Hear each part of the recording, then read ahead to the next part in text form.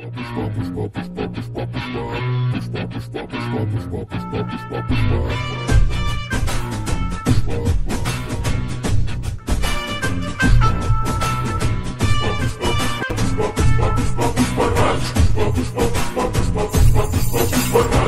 पे जो हाथ फेरे सारी दुनिया हिले।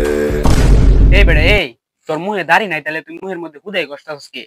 তোর মুহে সাল চামড়া কিন্তু উঠে যাবো কই দিলাম।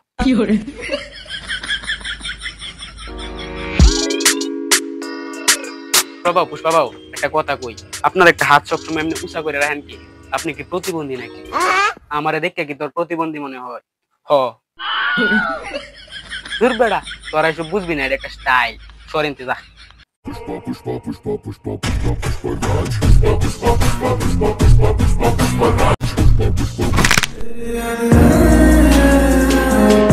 এই কাট কাট, কি হালারে ধরে লইছে গাড়ারি?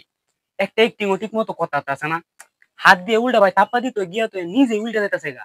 এর দিকে কেমনি হইব? पुष्पा पुष्पराज मैं कभी छूटेगा नहीं साला, छूटेगा।